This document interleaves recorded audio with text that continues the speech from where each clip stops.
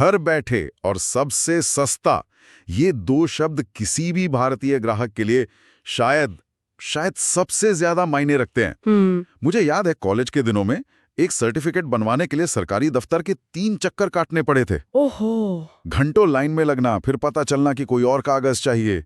घर बैठे वाली लाइन सुन के तो आज भी लगता है कि काश तब कोई जुनेद सीएससी होता। आपने बिल्कुल सही नस पकड़ी है।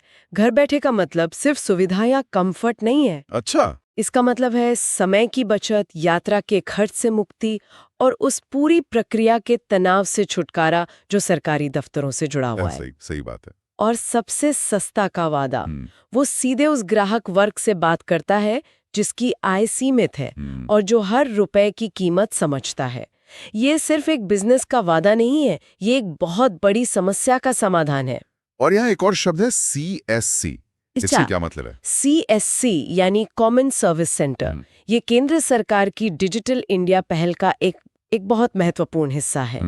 इनका मकसद ग्रामीण और दूर दराज के इलाकों तक सरकारी और प्राइवेट सेवाओं की डिजिटल पहुंच बनाना है। तो जुनेद CSC असल में सिर्फ एक दुकान नहीं चला रहा है। तो वो क्या कर रहा है? वो उस डिजिटल खाई को पाटने का काम कर रहा है, जिसके एक तरफ तकनीक है और दूसरी तरफ वो आम नागरिक जिसे इसकी सबसे ज्यादा जरूरत है। जुनेद एक पुल की तरह है। इस सेवाओं की लिस्ट तो और भी कमाल की है। बिल्कुल, क्योंकि सेवाओं की वो लिस्ट ही इस बिजनेस की आत्मा है। लिस्ट में है नया राशन कार्ड, पासपोर्ट आवेदन, जाति, निवास, आय प्रमाण पत्र, जमीन का रसीद, दाखिल खारिज, लेबर कार्ड, ड्राइविंग लाइसेंस।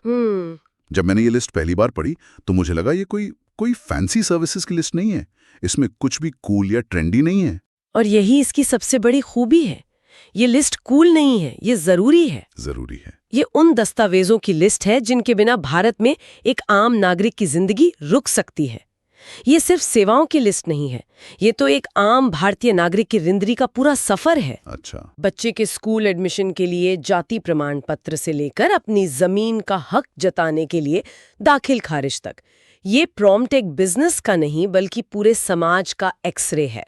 मैं तो इसे सिर्फ दी जाने वाली सेवाओं की एक बोरिंग लिस्ट समझ रहा था, लेकिन आप कह रहे हैं कि ये उस पूरे इलाके के लोगों की जरूरतों और सपनों का एक आईना है। बिल्कुल। जैसे पासपोर्ट आवेदन का मतलब है विदेश जाने का सपना, और दाखिल खारिज का मतलब है अपनी जमीन बचाने की चिंता। ये तो कमाल की बात है। बिल्कुल।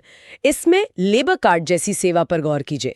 ये सुनने में बहुत छोटी सी चीज लगती है, लेकिन एक असंगठित क्षेत्र के मजदूर के लिए ये कार्ड एक सुरक्षा कवच है।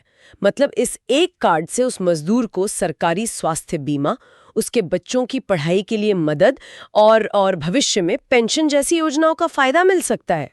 तो जुनैद सिर्फ एक फॉर्म नहीं भर रहा। नहीं, वो किसी परिवार के भविष्य को सुरक्षित करने में मदद कर रहा है। और जमीन का रसीद या दाखिल खारिज, मुझे पता है कि छोटे शहरों और गांवों में जमीन के मामले कितने संवेदनशील और जरूरी होते हैं।